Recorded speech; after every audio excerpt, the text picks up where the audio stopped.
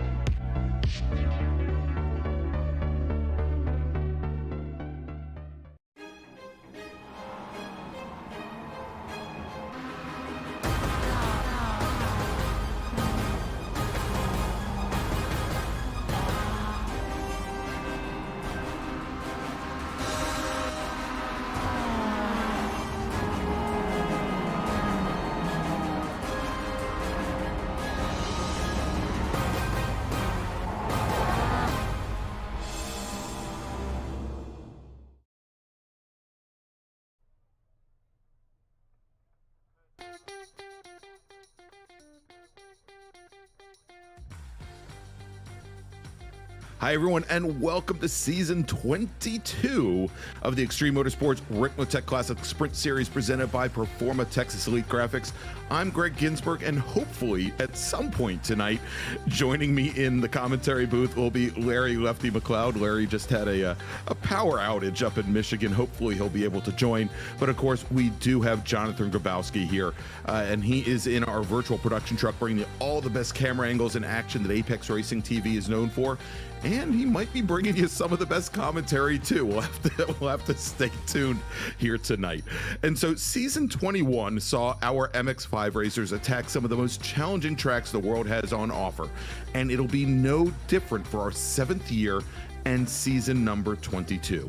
And to kick off this new season, we head off to the Wisconsin Dells, where a World War I veteran who served with the Army Corps of Engineers and then came to own Elkhart Sand and Gravel Company sold 1,750 shares priced at $100 a piece to finance what would become the National Park of Speed. Having driven many of Wisconsin's countryside roads to gather his ideas, he walked his land in Plymouth and laid out a course in his mind. 520 acres of land and 4 miles of pavement where drivers may be able to take the iconic kink flat out, but they won't feel comfortable doing it at all. For 60 minutes tonight, some of our best MX-5 racers around will take to the park that Cliff Tufte built, Road America. And so welcome everybody. And as I said here up top, it's going to be an interesting start. Good evening, Jonathan. How are you doing this evening?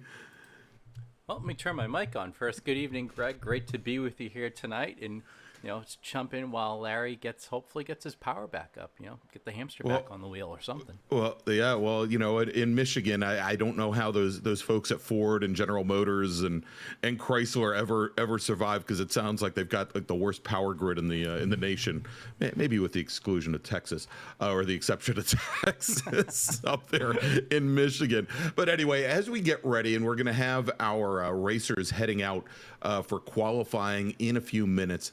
And this will be a slightly longer qualifying session than normal. This will be a 20-minute qualifying session rather than our normal 15 in the Classic Sprint Series to give our drivers some additional opportunities to set fast laps here at, again, 4-mile, 14-turn Road America. And we want to make sure we typically will give them 4 flying laps, or allow them to attempt 4 flying laps in order to set their best time and set the grid for tonight's qualifying session, or pardon me, for tonight's grid. But again, we're going to give them a little bit of extra time. But let's do this. First off, before we hand things over to Kevin Ford, I wanted to congratulate some people. I wanted to congratulate our Season 21 winners. We've got the Orion Racing Triumvirate, who took all 3 top positions, all 3 podium positions in the pro category last year. Robert Hartley was our pro category champion. Travis Schwenke finishing 2nd. Mike Dam finishing 3rd. And then in the AM category, Edgar Sancinelli from Frito Sport Racing, he was our season number 21 champion. Jose Gonzalez from Not a Team Racing, I think he actually started the season a little late, missed a couple rounds up at the beginning, but still managed to finish in second place. And then Greg Brockway from Team Esport Racer, he came home with the bronze in season 21. Congratulations to all of our finishers. We've got a number of returning drivers this year, and we've got some new faces as well. And we've got 10 rounds this season in the Classic Sprint Series to see who is crowned our season 22 champions. But without further ado, as much as I love to wax philosophical about all 55 feet from side to side of Road America, let me turn it over to the expert. That is Kevin Ford, and he's going to give you tonight's track guide of the National Park of Speed. Welcome, everyone, to the amazing Road America, located here in beautiful Elkhart Lake, Wisconsin. Great to have you with us as we provide you your track guide today around this 4-mile road course. This place is a dream to drive. Well, let's get started and head up the front straightaway here. As you'll notice that there are no grandstands right here immediately, but they are just past the start-finish line. Our main pit area to the right, very lengthy pit road here. Takes quite a bit of time to get into that pit box and get those tires changed. Here we go, heading down into the very fast entry of turn 1. This is a very fast 3rd gear corner. We'll let that car rotate right to the bottom, come right up, track out off to the left there for our exit. Around turn 2, this little slight right, and then now down into turn 3. This is another second gear corner here. We'll track out up off that exit as well. And this is where you'll see really the first big overtaking opportunity as we head up this very slight right-hander here and head down towards turn 5. This is a very heavy brake zone as we come over the hill, a blind entry, heavy on the brakes, down through the gears, down into 2nd, down into 1st. We'll clip that apex, come right up into 2nd gear, track out off the exit, and then get up underneath the walkway bridge here, the Corvette bridge. We'll catch a little bit of 2nd gear there as we come up wide up off that corner, and then we'll stay pinned here as we come around turn 6 and head down here to turn 7. Very, very tight left-hander. This one will be a 2nd gear corner. We'll let that car roll through the center, come right back to throttle, rev it right back up into 3rd gear as we set up for the carousel. Very long right-hand sweeping corner here. We'll pin that throttle right back down as we get just past the apex there. Track out once again. Coming through the kink here, this is one car that you can actually keep it pinned all the way around there. Never have to lift the throttle for the kink in this car. Heading down the back straightaway here, up into 5th gear. Going to come at Canada Corner here with a very, very high rate of speed, heavy on the brakes. Down into second gear. We'll take that apex nice and smooth. Come right back to throttle. We'll head up through Bill Mitchell Bend here. And then we'll approach the final corner, a right-hander coming up as soon as we come up over the hill. Then into the final corner here at Road America. Down into second gear, right back to throttle. Open that thing up because this is where you're going to want to do most of your overtaking. Utilizing that slipstream, coming up this very lengthy front straightaway here as you see we come over the hill, and it is a long way down there to turn one. There you go. There's your track guide for the incredible Road America. Thank you for being with us.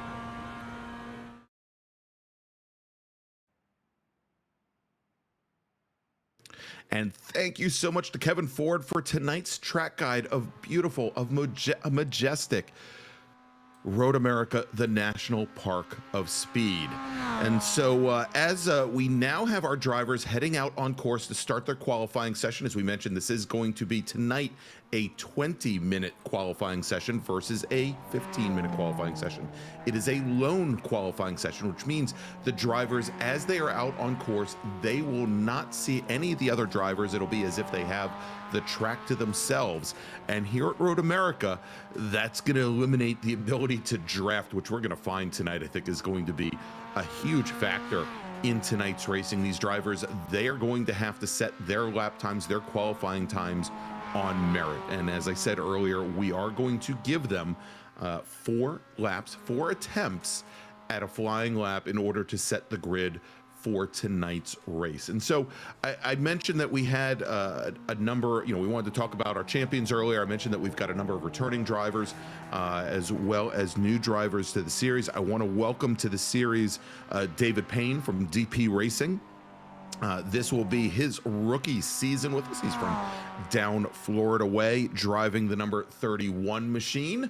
And there he is right there, getting his first laps under power here as part of the Classic Sprint Series. We also have Paul Carey from Carey Racing, driver of the number 141 machine. And let's see, there he is. There's Mr. Carey, and he is fairly new to iRacing. He's only been running on the iRacing platform for about a year and a half, actually about 2 years now. And more importantly, he's from a part of Michigan that has not lost power. So welcome to Paul Carey. And couple of notable returns this season, and I'm looking to see if they were on track yet. We're going to have back Carson Catlin, driver of the number 13 CCC racing machine.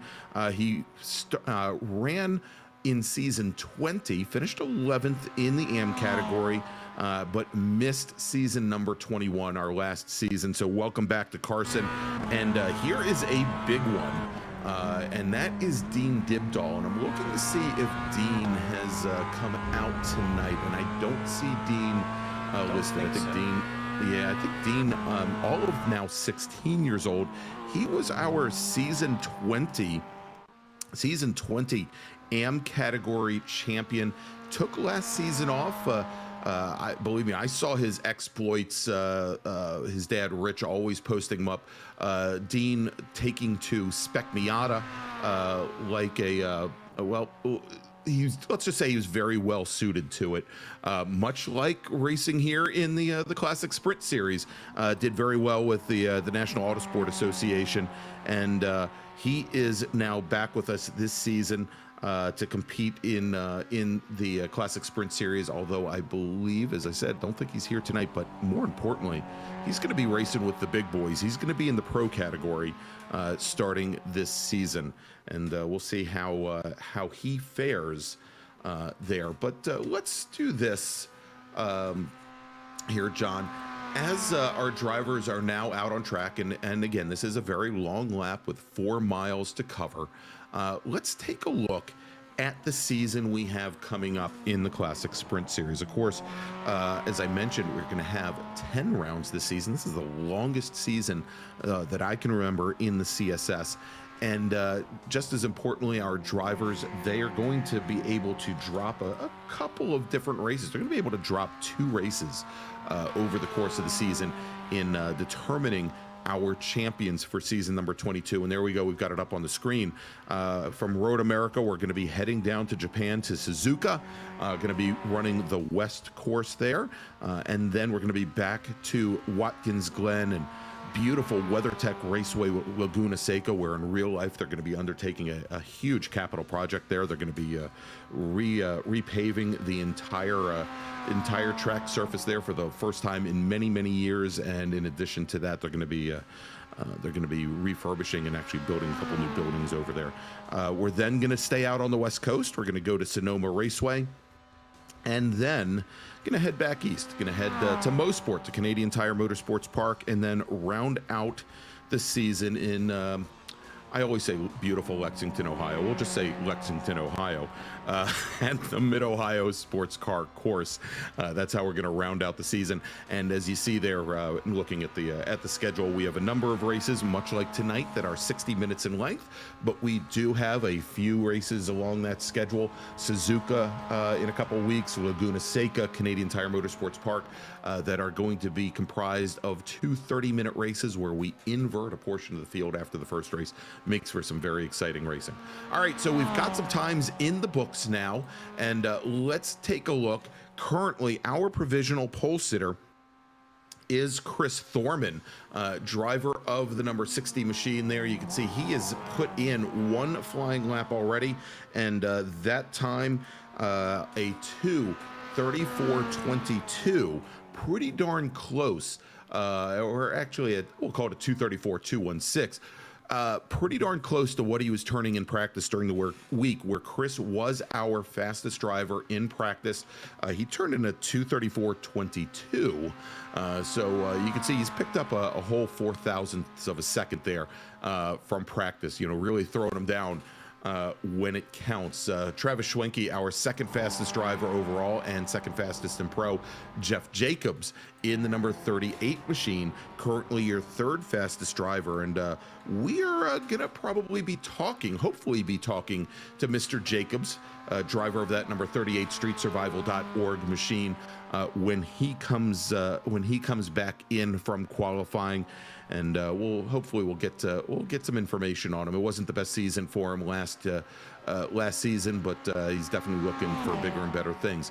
In our AM category, Edgar Sanchinelli, our champion from season number 21, he is the fastest driver on the course with a 2:34.83.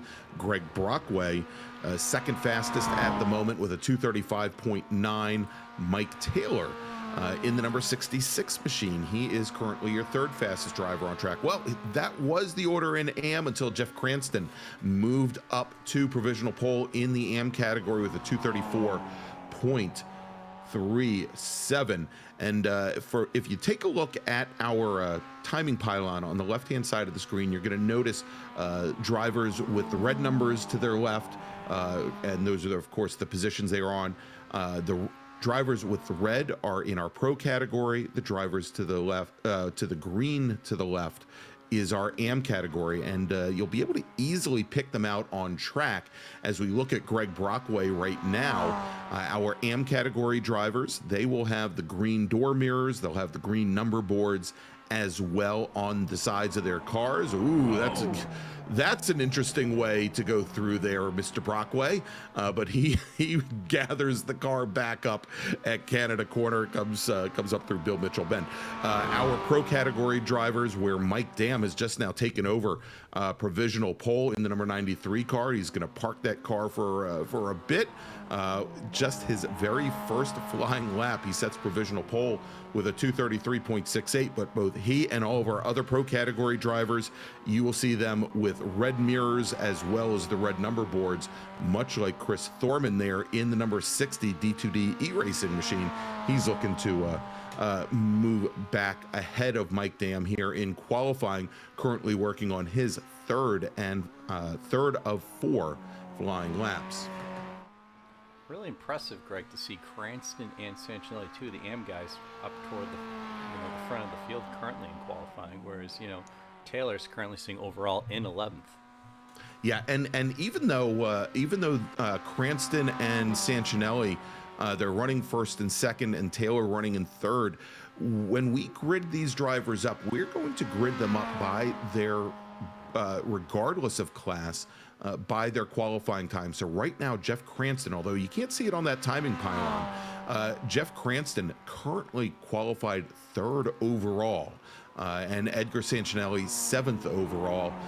Mike Taylor, who's our third fastest AM category driver, if qualifying were to end right now, would start 12th overall. So again, big gap there, and from Taylor to Brockway to Daniel to Ruddick, all those drivers all in a row currently. And it looks like Edgar Sancinelli has taken his car to the pits.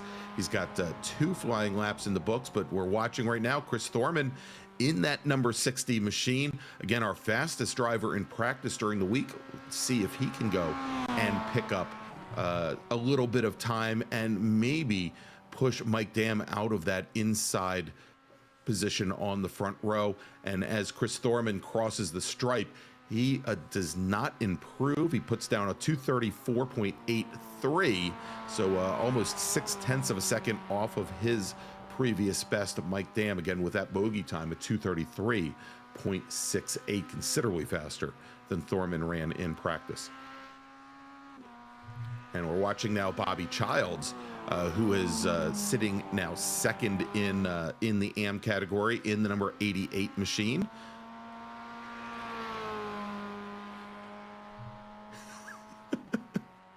I'm just looking at the chat, and Stubby, and thank you for joining, Stubby, and hopefully one of these days we'll get you in the announce booth.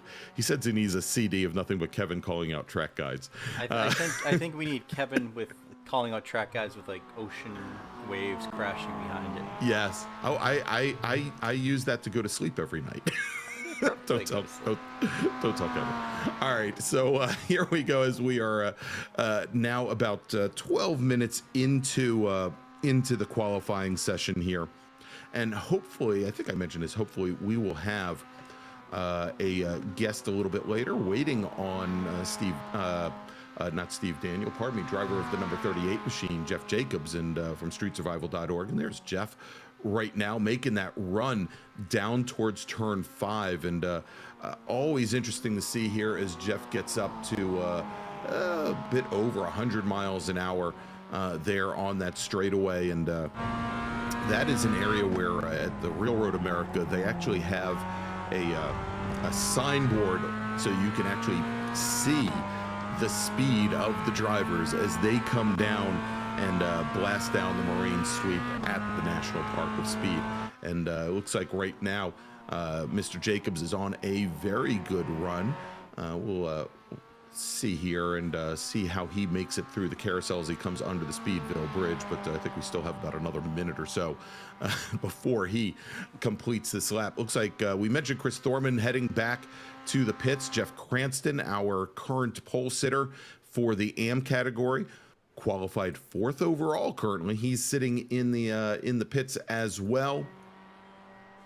I want to see Jeff Jacobs do what John Allen did last season, where we interviewed him while he was on a qualifying lap, and I think it was, if I remember correctly, it was his best lap of the session. Yes, it was. It was his fastest lap of the day, and yeah, that might not be a bad idea. Now, of course, we're watching right now Brennan Horn, driver of the number 45 machine, and Brennan has been known, I'm fairly certain, and Brennan running, I think this now the second season for him, running with D2D iRacing after having been for years with Team Esport Racer. Brennan has been known to actually chat in the YouTube comments while he's out on a qualifying session, which one just blows my mind. Never mind the fact that we know he's probably around 15 or 20 seconds behind with his comments. As a matter of fact, he looks like he might be pulling over and slowing down right now. Here coming under the cheese bridge. Brennan built a new sim rig, so maybe he's still getting the feel for it. Oh, it's possible. I mean, or he's just pulling over to the side of the road to comment on what we're saying here. All right, so Jeff Jacobs in the number 38 machine. He's now working his 4th and final flying lap, and Jeff is currently qualified 5th in the pro category in that streetsurvival.org machine. He is also the chairman of the SCCA Foundation, the Sports Car Club of America's charitable arm, and last season he missed a number of rounds primarily because he was on travel for work. So we'll see. Right now he's definitely putting his best foot forward as he is again working that last final lap, and things are pretty darn close here. If we take a look, both he and Bobby Childs is in the AM category, but you know, it's also a question of what row you qualify on. And right now, Bobby Childs with a 234.638, and we've got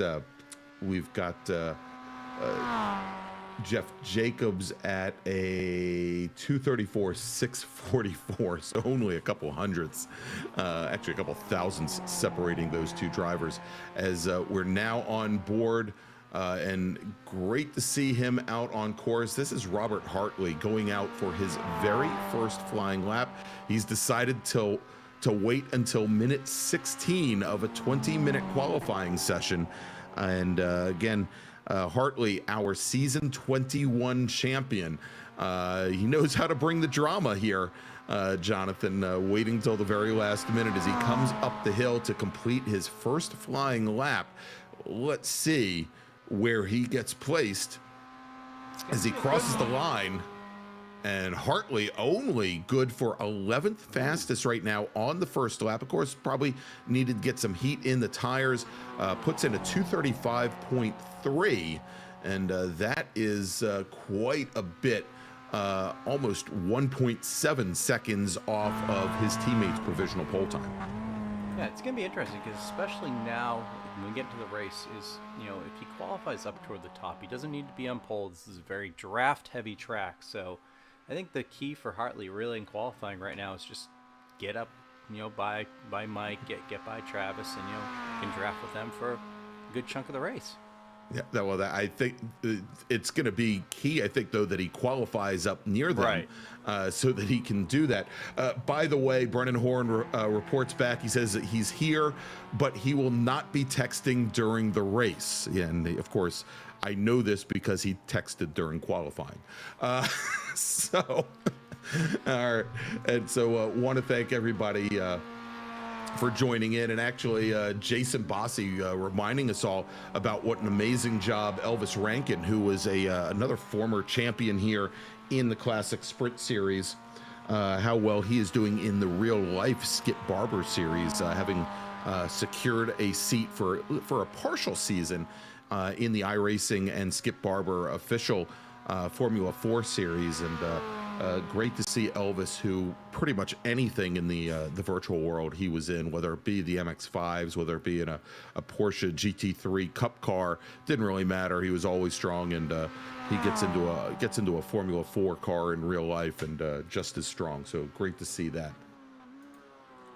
All right, so we are following Mike Dam. He is our provisional pole sitter right now, trying to improve upon a 233.68. Of course, we've got Robert Hartley not all that far behind him in the number 3 machine. Hartley, I believe, is likely coming down into Canada corner right now. But let's do this. While we've still got about a minute left in qualifying, I quickly want to bring in Jeff Jacobs, driver of the number 38 streetsurvival.org Mazda MX-5, and get his thoughts on the season. Jeff, welcome to the commentary booth. Hey there, Greg. How are you doing tonight? Doing very, very well. Right. And sorry to bring in so late here. I know the laps are long and the time is short here at Road America. That's all right. All right. And so, you know, unfortunately, I'm reminded that last season, you know, obviously did not finish where you wanted to finish. Obviously, I think finishing 12th in pro over the course of the whole season, but you did have a lot of time away. And I think there were a number of races that you did not run in the Classic Sprint Series. I'm not asking you to commit to a whole season right now, but how are things looking over the course of the season here for you? Do you think you're going to be able to make a run at the championship this time? Oh yeah, terrific. Really looking forward to this season. I had a good excuse last season though. I was at Le Mans and running some laps at Brands Hatch. So No so I was willing to sacrifice the points for that. But hey, this season we're excited because obviously we're starting off here at Road America, but then we've got Watkins Glen, Laguna Seca, Mossport, just a really great schedule that I think is going to provide folks with some exciting racing. Oh yeah, I mean, without a doubt, it is. I think it was season 20 where we literally did the world tour, but we've got some new venues on the schedule this year. I mean, we're returning to old regulars like Mid Ohio and of course Watkins Glen, but to see Fuji on the schedule.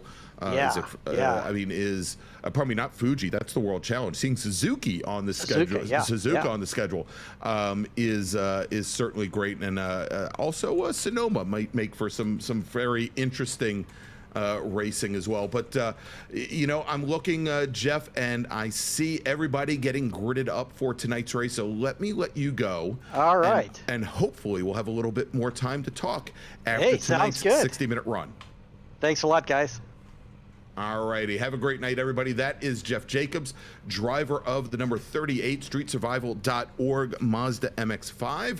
And, we'll tell you exactly where he's starting here in just a moment. All right, so let's take a look. And my understanding is that we've got a little bit of a change up here, that we have one driver miscategorized, which might be good for the AM category. Well, it might not be good for the AM category. We'll take a look here. Starting off on pole, driving the number 93 Orion Racing Mazda, it is Mike Dam with Travis Schwenke, his teammate, starting right next to him in the number 16 machine. Chris Thorman from D2D E-Racing, again, our fastest driver during the week in practice. He will start on the inside of row 2. And Jeff Cranston from Craney Customs, he is your pole sitter for the AM category. He's going to be starting 4th tonight. John Allen with Seamless Racing, he will start 5th tonight with Bobby Childs in the number 88 machine. He's going to start 6th, 2nd in the AM category. Jeff Jacobs, who we just spoke with from streetsurvival.org, he's going to be starting 7th tonight with Jordy Fike from Team Esport Racer, starting on the outside of row number 4. Edgar Sanchinelli, we've just gotten word that he is actually going to be running in the pro category this season. He was, our AM category champion last season, but running in pro. Got the upgrade here tonight in the number 57 Frito Sport Racing machine. He is starting 9th, and I guess that would start him 7th in pro. Tom Rathke in the number 10 Granite State Racing machine. He's going to start, in the 41 Granite State Racing machine. He's going to start 10th tonight. On the inside of row number 6, Nate Nicholson from Delta Sport in the number 23 machine is going to have Robert Hartley, our season 21 pro category champion from Orion Racing, starting tonight in 12th. Making up row number 7, going to be Brennan Horn from D2D E-Racing in the number 45 machine, with David Payton from Team Esport Racing right next to him in the 64. And then we run down, we've got the remainder of our AM category field. Mike Taylor going to be starting in 15th position. He is now starting 3rd in the AM category. Steve Daniel starting right next to him in the 96 SKKJ Racing machine. He's going to start 16th, 4th in AM. Then we've got Greg Brockway from Frito Sport Racing, starting right next to Russ Ruddick from Flying Tortoise Motorsports. Then we've got David Payne and Carson Caitlin. They are going to be making up the 10th row this evening with John Casey and Paul Carey, starting 21st and 22nd. And rounding out the field tonight, starting 23rd, driving the number 51 RFC Racing machine, it's Robert Brist. And there you go. That is your starting order for tonight's race. And I'll tell you, if you like the way I've muddled through everything here so far, go ahead, please give us a thumbs up. And if you haven't done so already, go ahead and subscribe to Apex Racing TV and click on that notification bell so you can find out about all of the great virtual motorsports action as it happens here on Apex Racing TV. You can also find us on all the popular social media channels well, of course, on YouTube. We've already talked about that, on Facebook, on Instagram, as well as Twitter. I'm not sure about the TikTok, however. All you got to do is search for one word. It's Apex Racing TV. All right, so we've got the pace car now bringing the field down through that incredibly scary kink and down over towards the Kettle Bottoms and Canada Corner. Now, as opposed to most iRacing series, we do have a real live starter here tonight at Road America. Well, they're not really at Road America. That would have been a big waste of money, but they're here at the virtual Road America. They will be calling the green flag. The drivers must stay in line until that green flag comes out. They cannot pass a car in a row ahead of them, though, until they get to the start finish line there on the very long, very fast Road America straight. And of course, everything here, every straightaway here at Road America, very long, very fast, as the field now coming down into the final corner, turn 14, starting to tighten up. Couple stragglers there at the tail end of this this 12 or 13 row field as they now come onto the front straight, and the pace car makes that dive to the pit lane, driver's right, and now our pole sitter Mike Dam has the field in the Orion Racing number 93 machine. He's got Travis Schwenke in the 16 directly beside him. Thorman and Cranston back behind, and there is a green flag in the air, and we are racing here at Road America. Travis Schwenke getting an early jump on the pole sitter Mike Dam, but as they come down that Road America straight, things start to straighten out. Nate Nicholson in that red number 23 machine, he comes all the way down the inside, and he's made up a number of positions, but he's got contact with the 64 machine, and looks like though they all make it through as the 60, actually that was the 60 machine, pardon me, of Chris Thorman that he had contact with, but Nate Nicholson now has moved up 6 positions on the start. He's in 5th as Mike Dam, our pole sitter, he's got the lead. Travis Schwenke, then Thorman, then Cranston, then Nicholson. Cranston holding on to that lead in AM, sitting in 4th currently as everybody's now starting to go single file, heading down the Moraine Sweep underneath, as I like to call it, the Cheese Bridge, the Sargento Bridge, and now coming down the hill, trying to open things up as much as possible, jumping to the inside that is Jeff Cranston in the number 97 machine. He's making a run on Nate Nicholson, cannot get around, however, but Cranston, having lost a position now to Nicholson, moved Nicholson up into 4th. What a great start there. What a great start by Nate Nicholson there, Jonathan. Yeah, that was a brave move going into the first turn. I thought he wasn't going to make it. I thought there was going to be some contact for sure, but he held it on, and great start so far, up 7 spots, which is really, really impressive. Yeah, I mean, again, the track is more or less 55 feet wide everywhere around the 4 miles, with one exception, and that's the pit out area, the very long pit out area past the start finish line heading into turn 1, and you saw Nicholson used it, and then it started to disappear on him, and he ended up right beside the number 60 of Chris Thorman, and I think there might have been a little bit of contact there, but Thorman definitely was able to gather things back up. As we take a look now a little bit further back in the field, Brennan Horn has gotten around Robert Hartley, so move Horn now up into 9th position in pro, 11th overall, or probably 12th overall, move Hartley back 1 position there, and you can see just ahead of Brennan Horn is that number 41 machine of Tom Morathke. He is running in the pro category, and welcome back to Tom.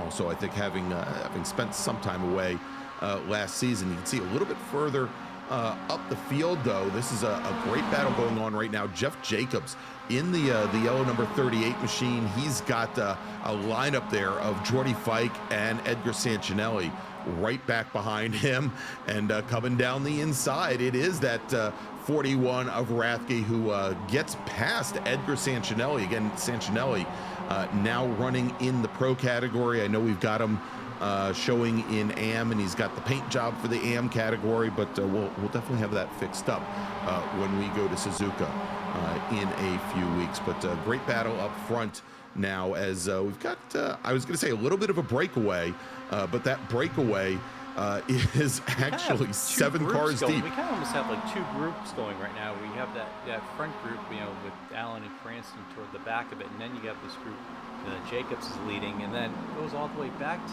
maybe about Robert Hartley. He has another group with him. Yeah, exactly. And I think the majority of the pro drivers with Taylor, Daniel, Payne, Brockway, all in their own little battle right now, as we have the 2 Team Esport racer drivers, Edgar Sancinelli and David Payton, side by side coming out of turn 6 as they came underneath the Corvette bridge, and David Payton now sitting in 13th position, and Edgar Sancinelli really the odd man out right now in that yellow and black number 57 machine. Started in 9th position overall. He is now back in 14th. And running in 12th position in the pro category, sitting actually right now tail end Charlie in pro, not where our season 21 AM champion wants to be here early, but it is still very early on here, only 4.5 minutes in to a 60-minute race. It definitely is early, but also there is, as great as the AMs are in the series, there is a step up going, from, you're stepping up to the likes of the Mike Dams and Travis Schwenke's. You're really racing with the big boys up there for sure.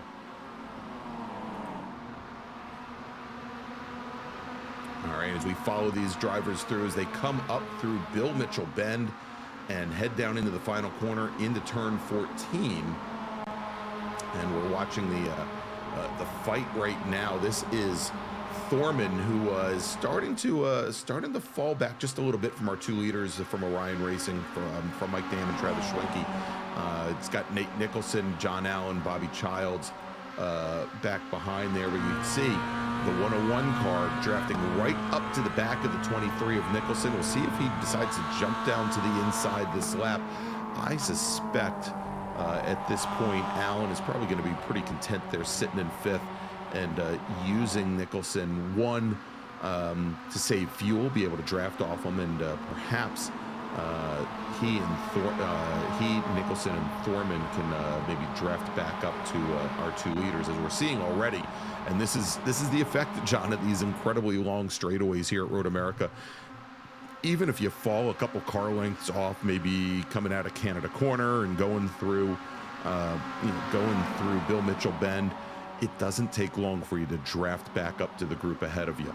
As long as you can, as long as you can stay within, like 5 car lengths or so. I mean, these straightaways here, the first time I raced at Road America, all I thought was, oh, it's a bunch of straightaways tied together by 90-degree turns, and to some extent, that is what it is. There's a lot more character there when you think about it.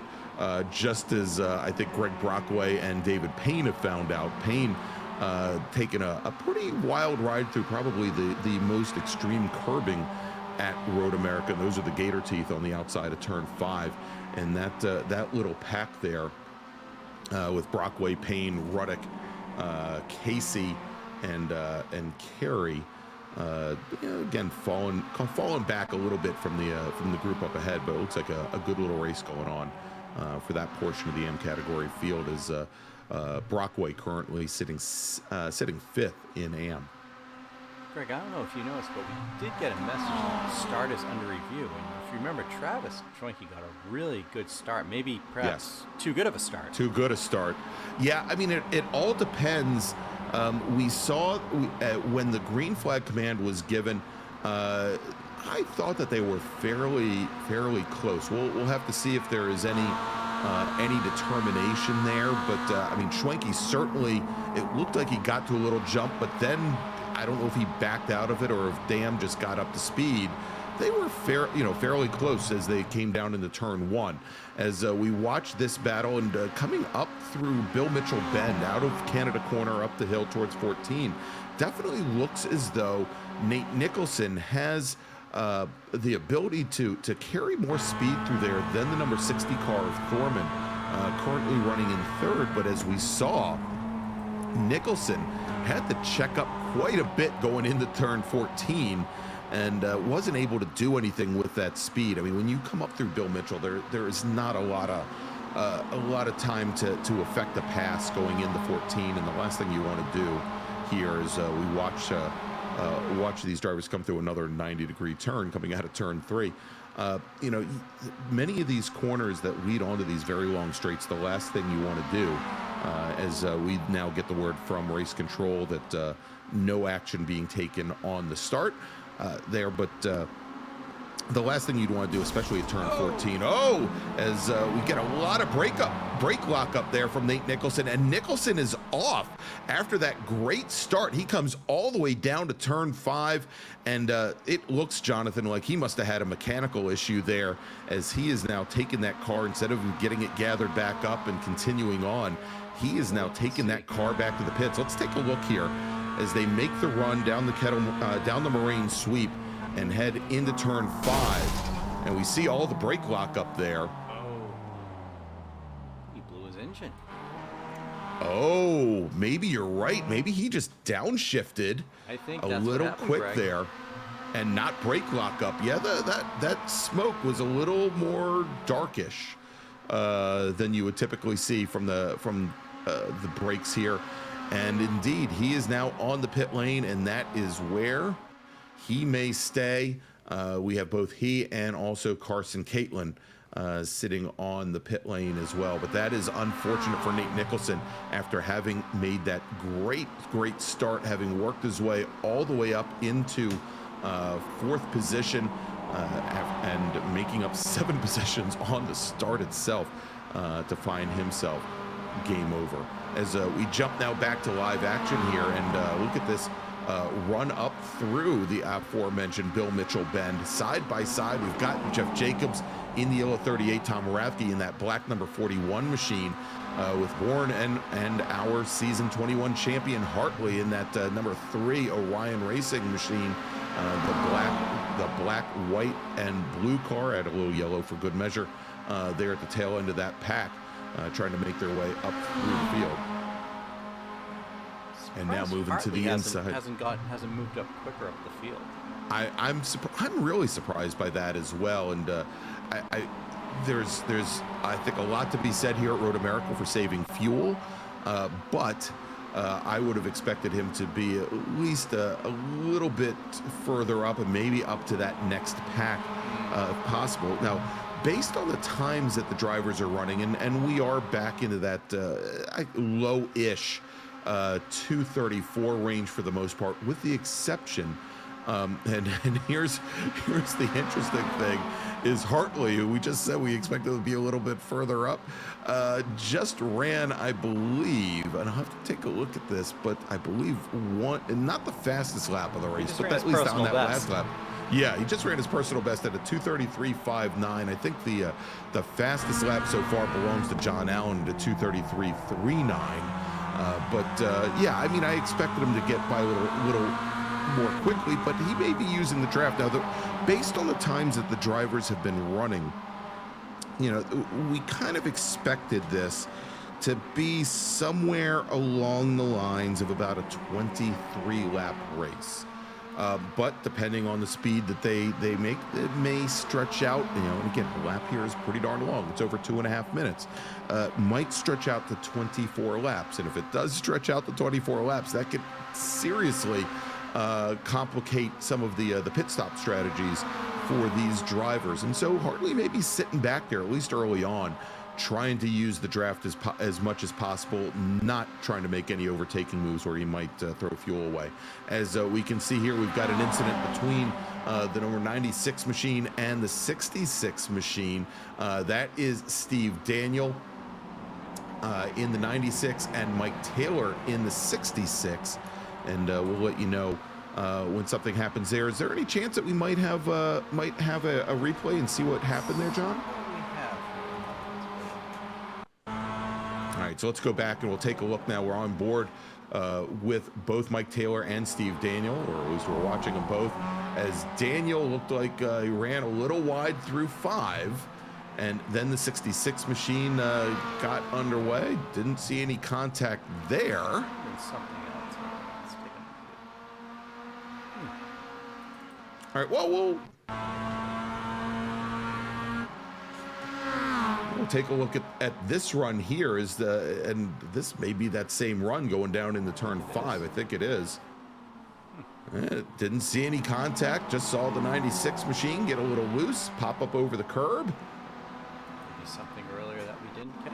Yeah, maybe not. All right, well, we'll let you know what the the results are. Nothing came up on our great SDK timing of an off track or a crash. Yeah. Oh, All right, so we have a driver down on the pit lane now. That is the number 95 machine of Russ Ruddick. As he's coming down, oh yeah, and you can see there, Ruddick has a lot of damage, as the bumper cap there is a little loose, and he's going and taking some tires now. And let's take a look and we'll see exactly what happened here, as these drivers are making the run down the Canada corner. Oh, yep, and there you go, and that will do it, as Russ Ruddick got caught up in the number 31. That's David Payne, who went around, and it looked like there was one other car involved with that as well, but we've got Brockway. yeah, I think Brockway might have been the other driver involved there, but two of those 3 drivers now on the pit lane.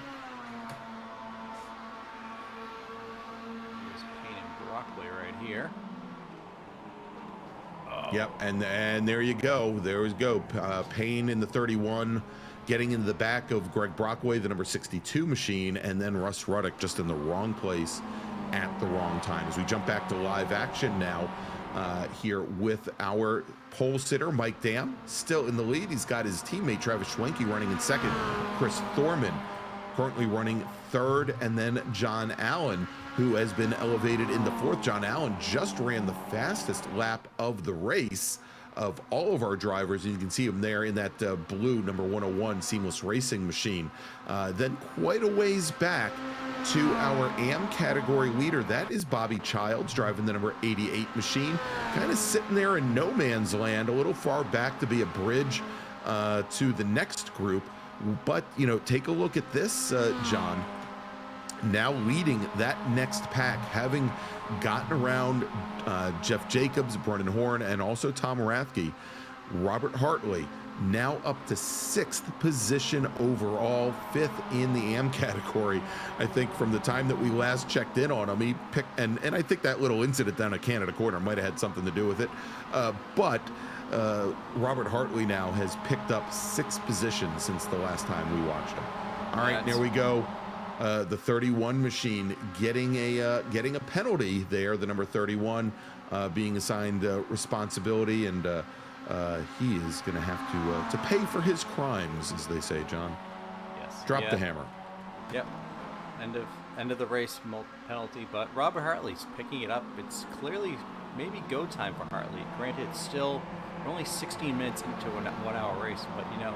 He's seeing, you know, Bobby ahead of him. He's seeing that group of 4 with Dam, Schwenke, Thorman, Allen really starting to break away. And, you know, as hard as you can draft and as good as you can pit, you know, that's a tough gap that needs to be closed pretty soon. Very, very quickly, exactly. And so, as we were talking about pit stop strategies before, I was saying that, you know, depending on how quick our leaders run this race, and Mike Dam starting to open up the tiniest of advantages over Travis Schwenke now coming through the carousel, and whether or not it is a 23 or whether it is a 24 lap race and how that could affect fueling strategies. We kind of expected, based on the times that the drivers had been running, that they would likely only get about 16 laps and maybe 40 minutes max out of a tank of fuel in these MX-5s, and that means that the pit window likely opened up just on this lap. This would be the earliest that we would expect drivers to come in, and we think that window would be somewhere between lap 7 and lap 16. I don't know if we would see any of the drivers take tires along with that, but you know, one thing here at Road America in particular is this pit lane is incredibly long. You can see there on driver's right how long it is that you make the run into the pit lane and hit that pit speed limiter as you go up the hill, and then it doesn't let you out until you get down almost to turn 1. All right, here we go. Robert Hartley now there on board, and looks like Bobby Childs, our AM category leader, right on his tail. Hartley not for the moment able to break away from this group, and I think John, he's going to have to likely rely on these drivers to maybe give him a bit of a push up to that next group and get up to John Allen, currently sitting in 4th. Yeah, he's definitely going to need everyone to stay in line and give him a push when needed, in order to catch that group, because there is about that 5-second gap between them, and you really can't have, Bobby, Rathke, Brennan Horn all racing each other. He really needs everyone to stay in line and push him. No, certainly. All right, so we are now almost 20 minutes, almost 1/5 of the way through this 40-minute race. Did I say 40-minute? This is how you know I can't do math. 1/5 of the way through a 1 hour long 60-minute race. Oh, God, I hope that ends up on iRacing's top 10 this month.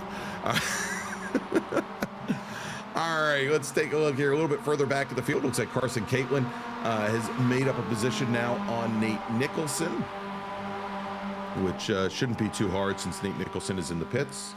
But Carson Catlin in the number 13 machine had gone into the pits rather early. He's gotten that car back out on track. And so Carson, he's now leapfrogged Nicholson, but he is only on his 3rd lap, currently 4 laps down from our leaders. As we jump a little bit further back now, looking at this battle in class in the AM category. Well, let's take a look here.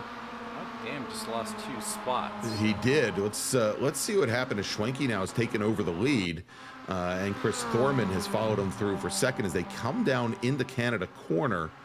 We'll see here. As Dam drops a wheel, goes into the grass, coming down under braking into Canada, goes for Mr. Toad's wild ride through the gravel trap, and that allows both Schwenke and Thorman to go through. Mike Dam, John Allen, if he'd been just a little bit closer, might have been able to pick up a position as well. But now, going under the draft, going down into turn 1, Chris Thorman, again, our fastest driver in practice this week, doesn't decide to wait.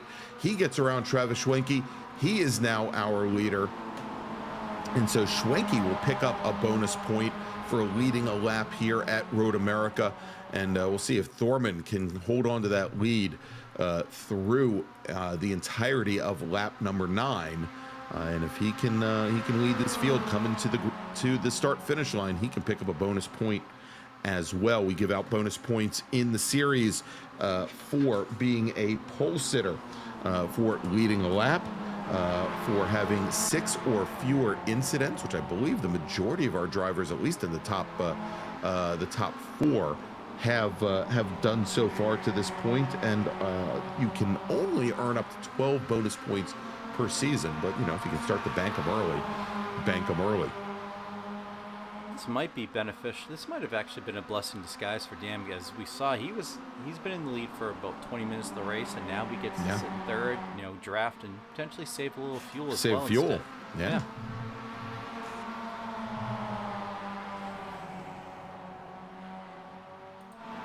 As we are now working lap number 9, it's we look a little bit further back in the field here. And you can see Hartley maybe starting to break away just a little bit there from Bobby Childs, Tom Rathke, and Brennan Horn, having opened up about 4 car lengths coming through the kink. And I'll tell you, it was interesting looking at Kevin Ford's track guide tonight, where he made a point of saying, you can drive these cars flat through the kink. I guarantee you can do it, but it ain't comfortable when you do it. If you turn in just a tiny bit early, you can head to the grass, and that wall, driver's left, is so close on exit of the kink. It's certainly not a walk in the park, although it looked pretty calm from Kevin's seat as we watch here. Again, Hartley now lost a little bit of ground, as we would have expected to Bobby Childs. Childs within the draft and starting to make his way back up. But now, here we go. Early on in the pit cycles, we have Travis Schwenke pitting in. We have Mike Dam pitting in as well. The 2 Orion Racing teammates coming in on lap number 10, pitting rather early.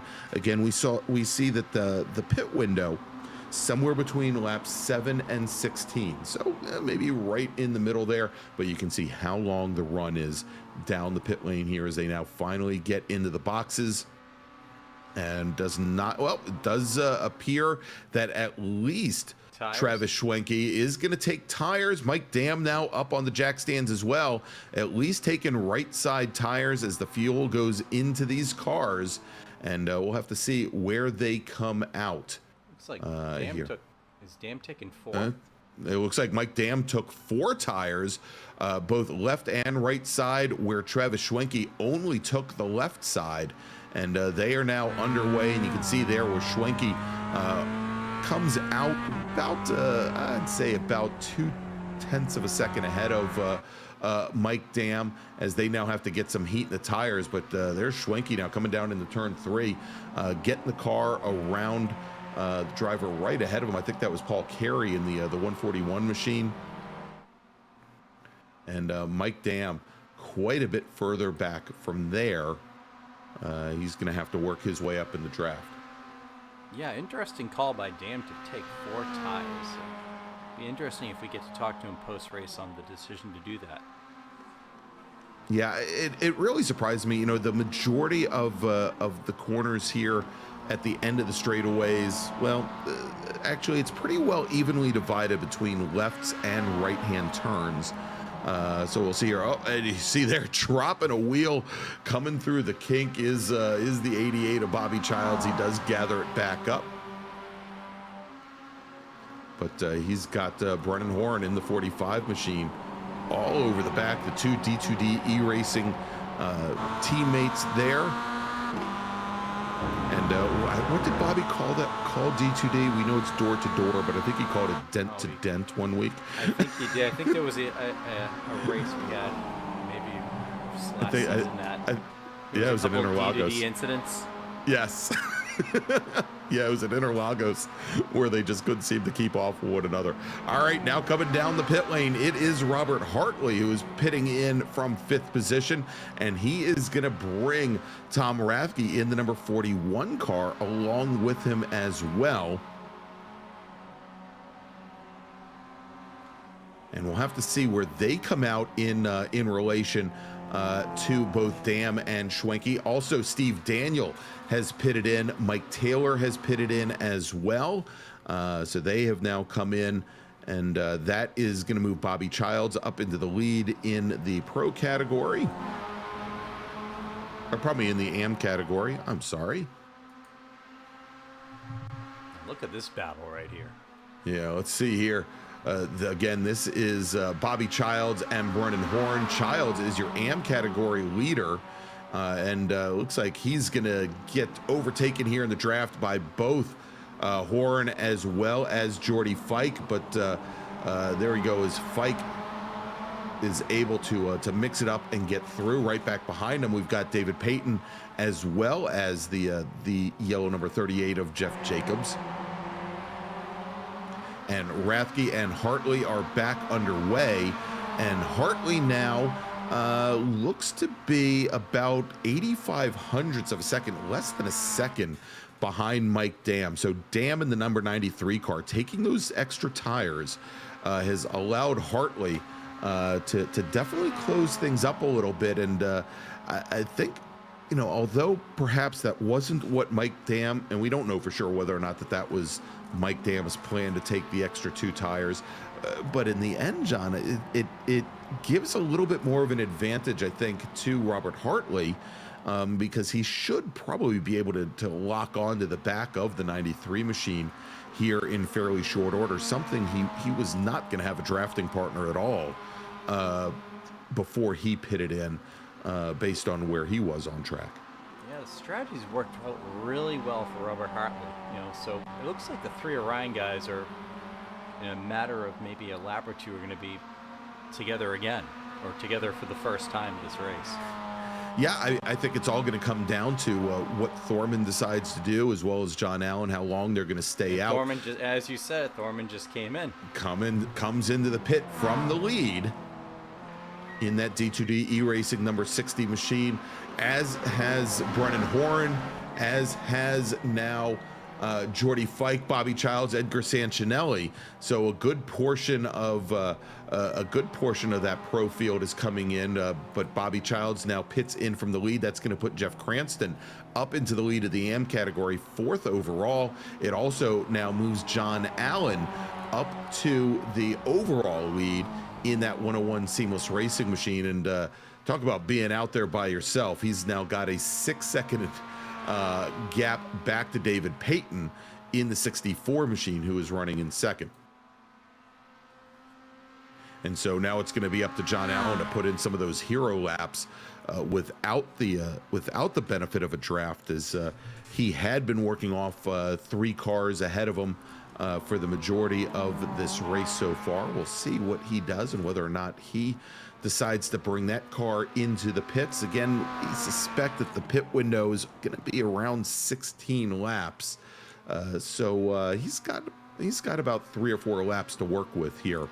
He really needs to put some hero laps together, because everyone else is pitted with someone else or with a group of people. So John's kind of stuck out there by himself.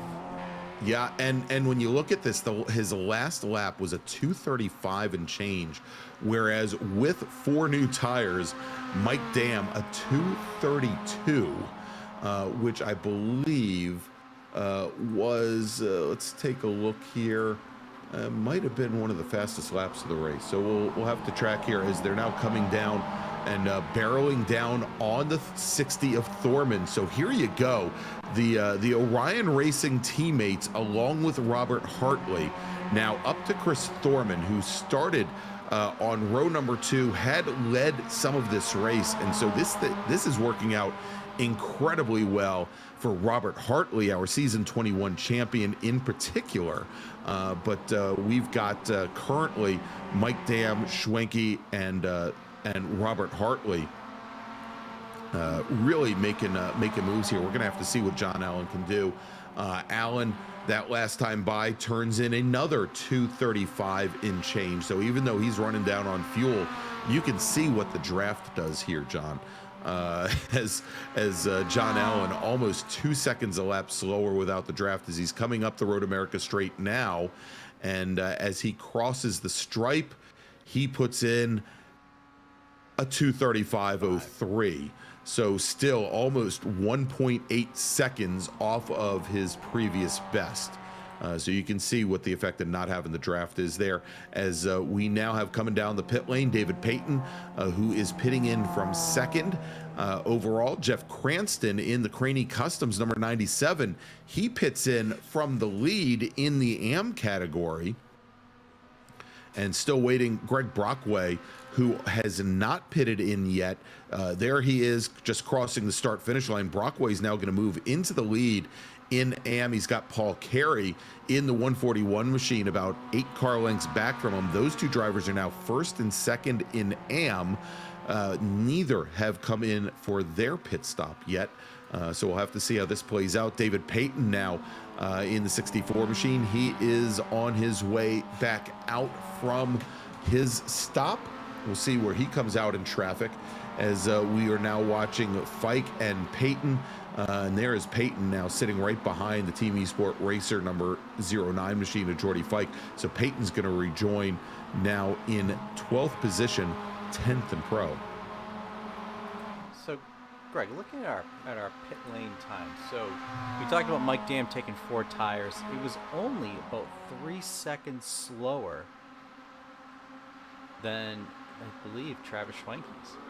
Yeah, it was two seconds in the box, but about 3 seconds overall. So there was also about a second lost in transit time as well for Mike Dam on the pit lane. But again, they're obviously, it didn't hurt him all that much. He's now the lead driver in that pack, and I think a lot of that had to do with the fact that he took on 4 tires, and as they came up to temp, he's been able to work his way now clear of Travis Schwenke in the 16 machine. Schwenke, who had beaten Dam out of the pits, but that is your new order. And when things start to cycle through, again, it's going to be important to see where John Allen and now Jeff Jacobs end up. Jeff Jacobs currently running in second. He's almost 9 seconds back from John Allen. He was running in 6th position, and just as I say that, Jeff Jacobs comes up the hill. He comes into the pit lane for his pit stop, and we'll see where he finishes up here. But John Allen and John Allen is fairly well known for running the car almost till it's on fumes before he brings the car down the pit lane. And I think that's going to be the strategy here once again. I don't know if running low 235s is going to do it for him, as although right now Mike Dam just ran a 234.95. Schwenke also in the 235 range. Hartley also in the high 234s. So actually running fairly similar laps, but the difference is that the Orion guys are slightly faster at this point, even though they have a much heavier fuel load on them. And they also have the benefit of the draft as well. Yes. Work and draft off of each other, but and fresher tires for sure, especially in the case of Mike Dam. All right, so Mike Dam now up into 3rd position overall, 2nd in pro, as that, of course, is going to change soon. Our 2 leaders, both in pro and AM, that's John Allen in pro, Greg Brockway in AM, currently have not taken their pit stops, and so we would expect Brockway, who is showing as having made up 15 positions overall and gotten up to 2nd here.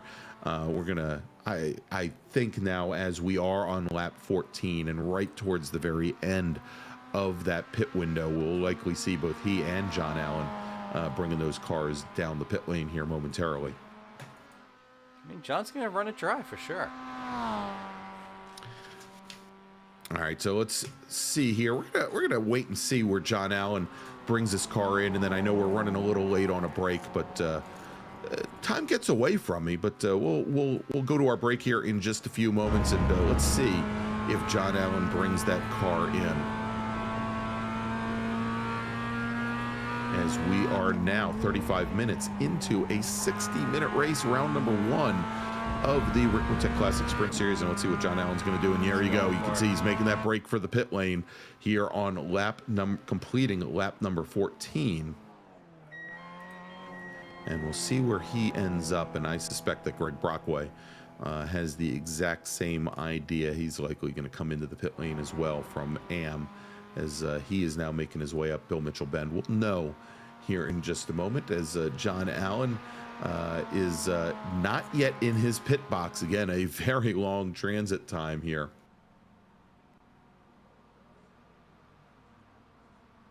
There we go, as he comes to a stop. Let's see what he does for tires.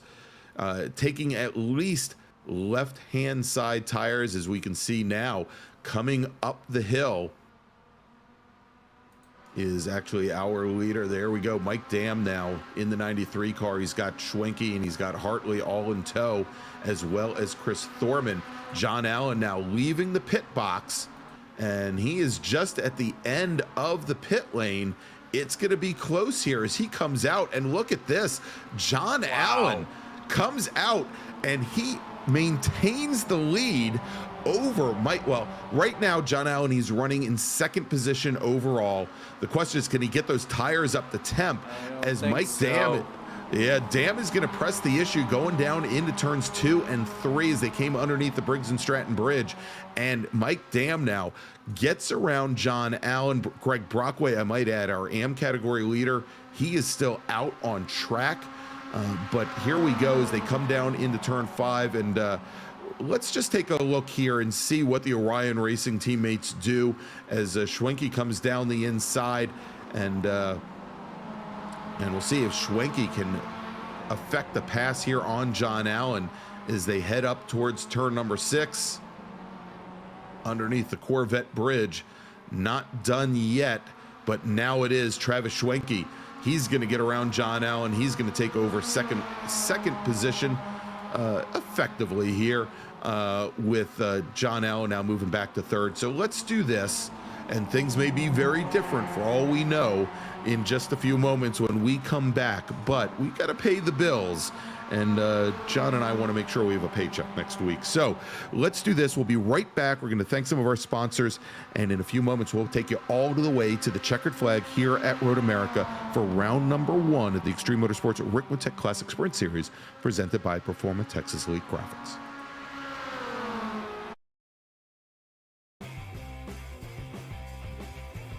Ricmotech, high-performance sim racing equipment. Whether you're just looking to have fun, train for race day, or become a serious esports competitor, Ricmotech has you covered. Hundreds of name-brand parts. Support from experts that love sim racing. Trusted by the pros. There's only one place to go, Ricmotech.com.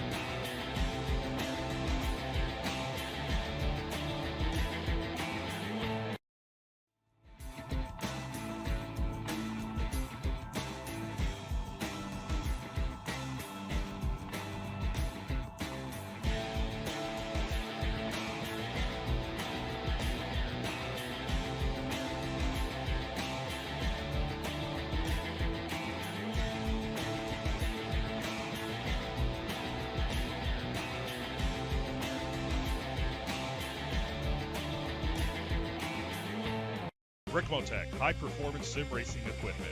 There's only one place to go, Ricmotech.com. The search is over. The most comprehensive league scoring solution is here, with the ability for multi-level championships, custom incident tracking, post-race time penalties, support for heats, drop weeks display, multi-car team scoring, advanced web widgets, rookie championships, a custom paint system, and load those results in seconds.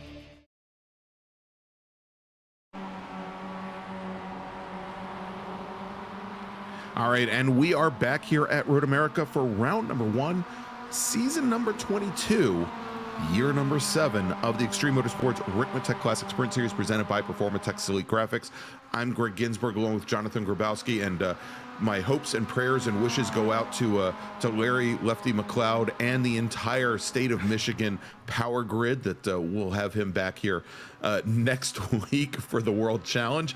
But not a ton of excitement, but just enough to keep Jonathan and I on the edges of our seats during the break, as we have here, as you can see, Mike Dam and Travis Schwenke running first and second. They did that before we went to the break, but just as we were getting ready to come back, Robert Hartley in the number 3 machine, again our season number 21 pro champion, made a move going down the inside of the 101 machine. Oh, and as we have Schwenke drop a wheel coming out of turn 14 onto the Road America straight. We'll see if that complicates things for him. He's going to lose a lot of momentum coming up the hill, and that's going to set John Allen up for the inside move, the draft pass going down into turn 1. But on the previous lap, Hartley was right there. He tried to make the pass on Allen going into turn 5, could not get it done. I think John Allen learned a little bit about defense based on what Schwenke had done to him the previous lap. But now John Allen has moved up in the 2nd position again as Schwenke dropped that wheel coming out of 14. We lost a lot of momentum going up the hill, and I think now Schwenke, he's got to try and hold off his teammate Hartley as they make the run down the Marine sweep and here underneath the Cheese Bridge and over towards turn 5.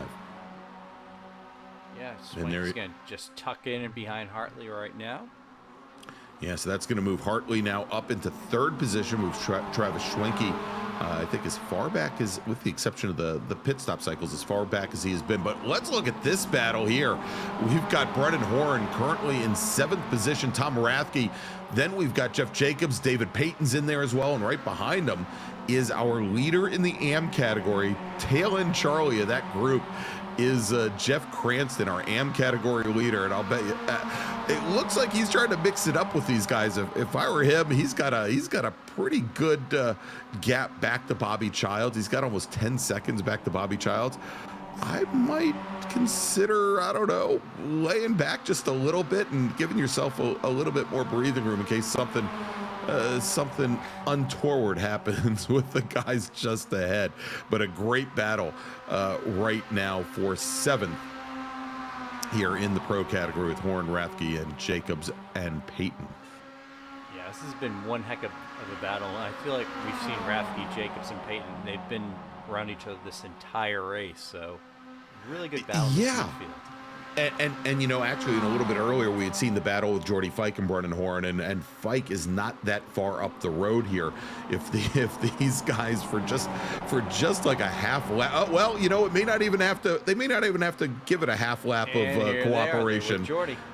There he goes. Jordy Fike runs off track, runs wide, coming out of Canada corner, and now Brennan Horn giving him the chrome horn, or the polyurethane horn, as the case may be here with the MX-5s, and they come out of 14. We saw there where Fike had just lost a ton of momentum as he was at about a 45-degree angle coming through the gravel trap, and Horn's he's picked his horse for better or for worse as Tom Rathke now comes down the inside, driver's right. He gets around Horn, and can he all by himself draft past 09 as they come into high-speed turn 1? Rathke later on the break. Oh, and Fike gets into the back corner of Tom Rathke, and Rathke is off into the gravel trap and into the Armco on the outside of turn number 1. And there you go, Tom Rathke. He is now back in the, he's under tow going back to the pits. It looks like Tom Rathke's night may be done as he was crashed out from 10th. That is going to now put Brennan Horn up into 6th position there with Jeff Jacobs and David Payton. And you know, I said that Jeffrey Cranston might want to just hang back in case something happens. And luckily for him, he didn't get taken out from the lead. Yeah, exactly. Is Jeff Jacobs now. And you know, right as that incident happened, we had Jacobs follow along and come down the inside back behind Rathke, a couple car lengths back. And it's good for him, lucky for him, that he didn't get caught up in the melee there, because it looked as though he was going to just really come in there late under the brakes and try to outbreak Horn. Let's take a look at the replay here, and you can see what happens with Fike and Rathke, and we may see the 38 machine late in the shot there. There you go, as he comes in underneath Horn there, but I think Horn probably knew that pass was coming, but real unfortunate for Tom Rathke. We'll have to see what happens now as Jordy Fike now finds himself back in 11th position overall and 9th in pro. Yeah, you could see Brennan kind of almost back out of it a little as he was bumping toward the end. You saw the brake lights come up, and you see him kind of like, okay, I'm gonna get out of this. Something's You gonna know, happen. well, and again, I don't know if he did it because of the 2 cars ahead of him, or if he did it because we had Jeff Jacobs making that late break move. That, I mean, it could have very easily been Horn and Jacobs getting together as well here, but instead Jeff Jacobs now in the 38 machine all over the back of the 45, but he's got David Payton and he's got Jeffrey Cranston along for the ride as well. Again, this now the battle for 6th overall, as now we take a look here back in the battle for the lead as Mike Dam and Robert Hartley nose to tail, but John Allen looking and has designs of moving back up in the 2nd position as he's given up the spot. Of course, he gained 2nd place, having gotten around Travis Schwenke. Schwenke now back and forth, but Robert Hartley makes up a position, gets around the 101 machine, and now move Hartley, who started off, what, I believe in 12th position tonight. He is now up into 2nd. and Who cares John, about qualifying? Does it even matter? Yeah. Yeah, I guess in MX5s maybe it doesn't. You know, and we were saying, hey, you know, this might be go time for Robert Hartley, and you know, I think he's right where he wants to be, right off the back of his teammate Mike Dam, our pole sitter tonight. As we now have a little bit over 10 minutes remaining here from Road America. And, you know, and maybe what we have to start thinking about here as we are working at lap 19 here of what we thought was 23 laps, you know, question then becomes, does this race run a lap longer based on their lap times? And do these drivers have enough fuel to get to the end, as our top 4, actually top 5 drivers at this point, because we don't want to forget Chris Thorman, who is right in this battle as well, as they all come through the kink. You can see those cars load up the left rear tires. And again, not an easy corner even for these cars. But for the moment, the 2 Orion Racing teammates here, Dam and Hartley, coming down into Canada corner with a bit of an advantage over John Allen. But Allen using that draft certainly to his advantage to stay up with our top 2 drivers. Yeah, Allen's right there. He's got, you know, Hartley's what, 0.3 of a second in front of him. You know, he's not going anywhere. He's right in the thick of it for sure, especially. Oh, and running wide, that is Hartley running off into the grass. And much like we saw 2 laps ago where Schwenke did it, Robert Hartley now moves to the inside to defend on John Allen. Right move there. That's something that Schwenke did not do, or did not have the opportunity to do. But Hartley now moves all the way over, and that allows John Allen to draft up to Mike Dam. And for the moment, going into turn number 1, our new leader, John Allen, in the 101 Seamless Racing entry, he's got the measure of Mike Dam. Travis Schwenke in the 16 Orion Racing car, he moves up into 3rd.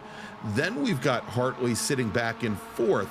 And John, I don't think you can get a slowdown penalty there. And it didn't look like Hartley had you know, it didn't look like he had lost that much momentum coming out of 14.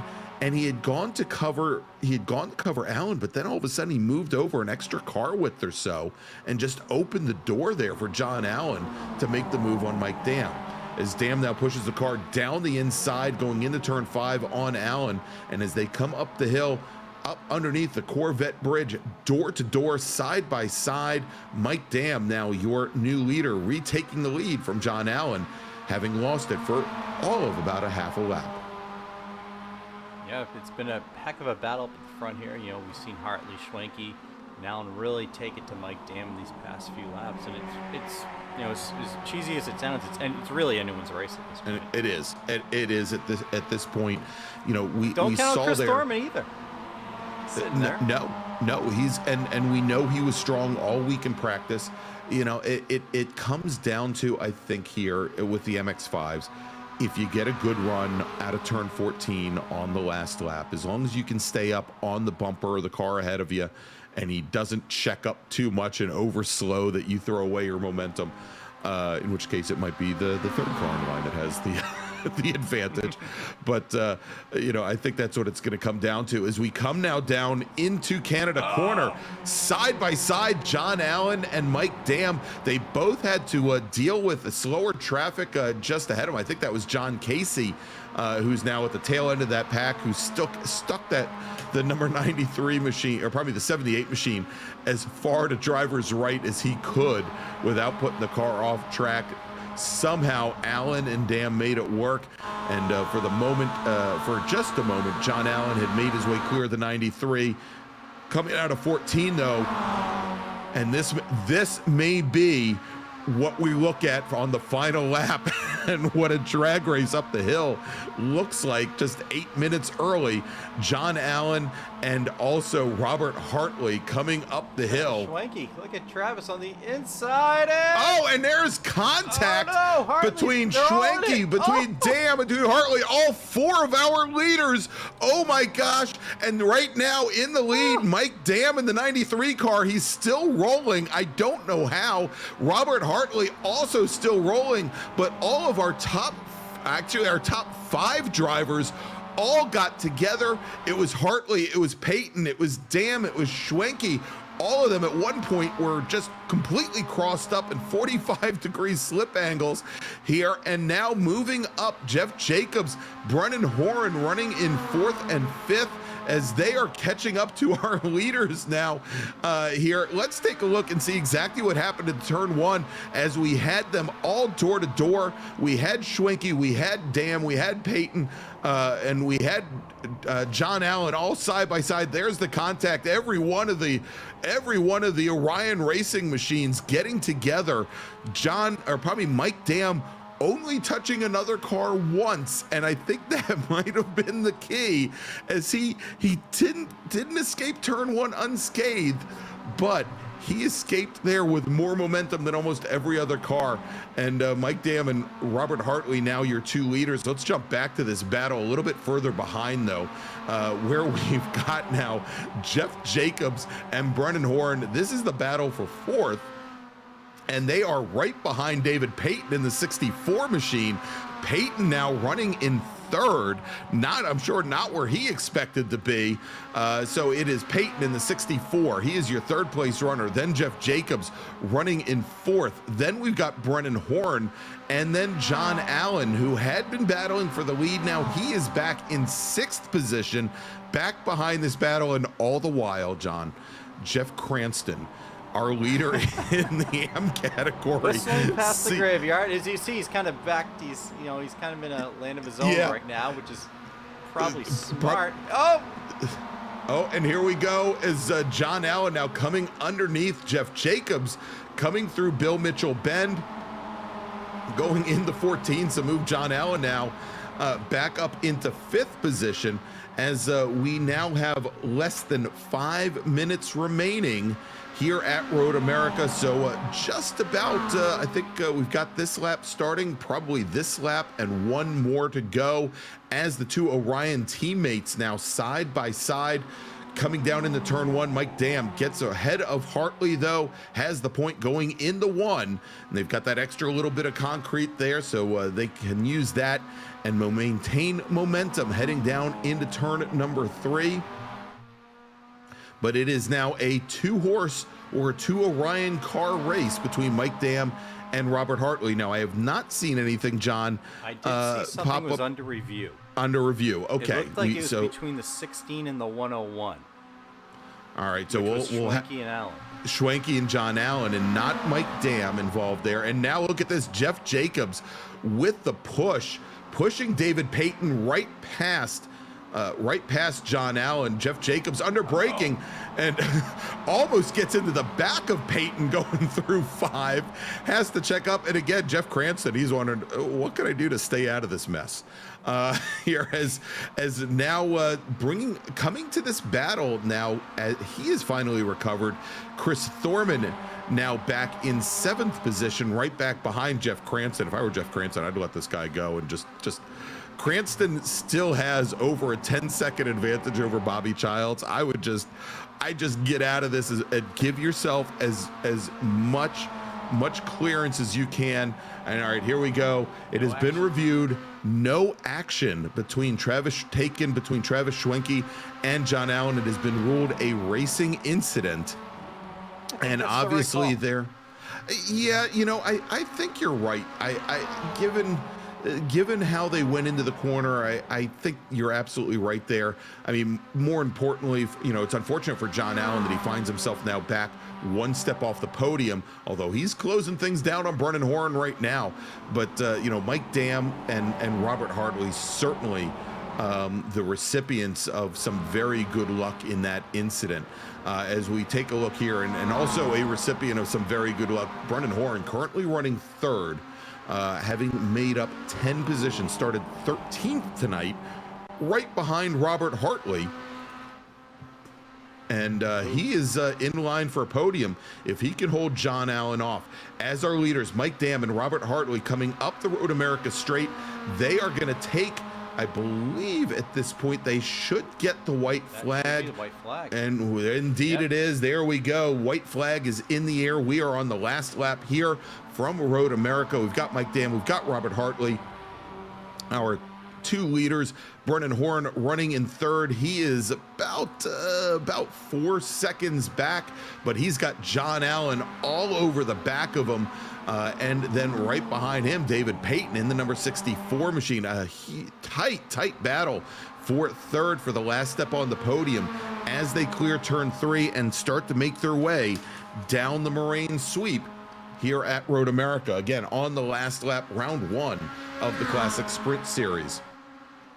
And now the two teammates side by side. Mike Dam going to cover Hartley, going into 5, late on the brakes from the inside. Hartley cannot carry speed around the outside. He's not close enough for the over-under. Just back behind them, Brennan Horn manages to hold off John Allen going through 5. And you can see here the rest of that pack, Jeff Jacobs and Jeff Cranston starting to close up ground. But let's jump back to our leaders. Here we go, coming down into the Hurry Downs, turn number 8 here at Road America. Mike Dam with a defensive posture coming into that 90-degree left-hander. He holds off Hartley for the moment as they go through this long, sweeping carousel. And the question is going to be, how much speed can Robert Hartley carry through the carousel up towards the kink? Only a few more corners, but some very long straightaways left to go here as they come through the kink. And once again, almost picture perfect.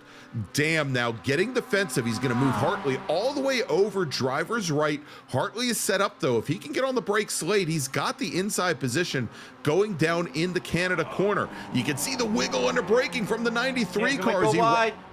He gives his teammate room coming through Canada corner, and they are door to door up through Bill Mitchell, the 93 car, with a bit of an advantage as they come in the 14, but Hartley once again alongside his teammate as they come into the final corner.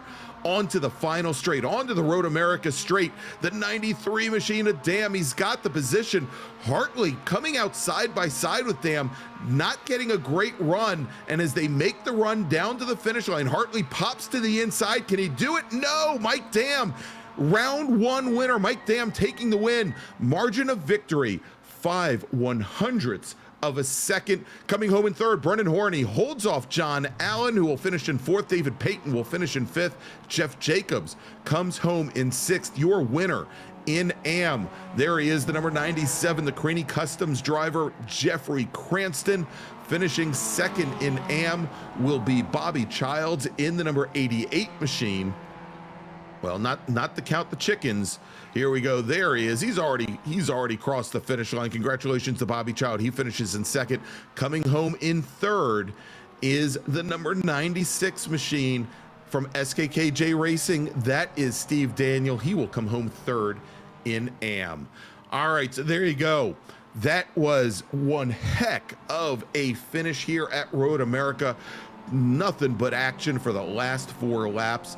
And once again, Ryan 1-2 with Mike Dam taking the win. So let's do this. Let's take a quick break. And when we come back, we'll talk to some of our finishers here in the Classic Sprint Series, where you've just seen round number 1 Here at Road America, the Ricmotech Classic Sprint Series presented by Texas Elite Graphics, and we'll be right back.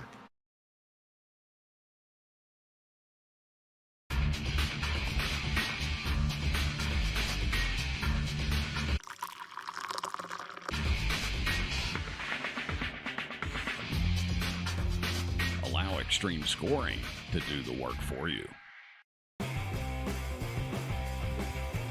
Ricmotech, high-performance sim racing equipment. Whether you're just looking to have fun, train for race day, or become a serious esports competitor, Ricmotech has you covered. Hundreds of name brand parts. Support from experts that love sim racing. Trusted by the pros. There's only one place to go, Ricmotech.com.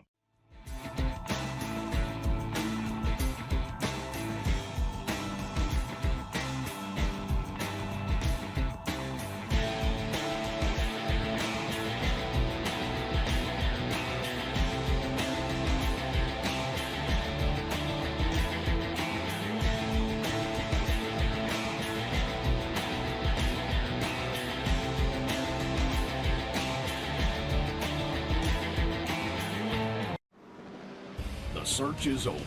The most comprehensive league scoring solution is here, with the ability for multi-level championships, custom incident tracking, post-race time penalties, support for heats, drop weeks display, multi-car team scoring, advanced web widgets, rookie championships, a custom paint system, and load those results in seconds.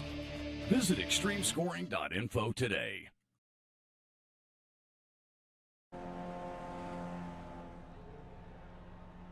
And we're here at Road America, back here at Road America, where we've just seen round number 1 of season 22, year number 7 of the Extreme Motorsports Ricmotech Classic Sprint Series presented by Texas Elite Graphics. I'm Greg Ginsburg along with Jonathan Grabowski. And again, congratulations to our winners. Let's run down that finish there. Again, taking the win by 0.05 of a second, all right, 51 thousandths of a second. Mike Dam from Orion Racing, and we're going to talk to him and his teammate Robert Hartley here, hopefully in just a moment. Hartley finishing second, Brennan Horn making up 12 positions, probably 10 positions, finishing in third from D2D Racing, and then John Allen from Seamless Racing. He had it all within his grasp. He finishes just off the podium. And in our AM category, Jeffrey Cranston from Craney Customs, he takes the win, 10 seconds, commanding win over Bobby Childs from SKKJ Racing, finishing third tonight.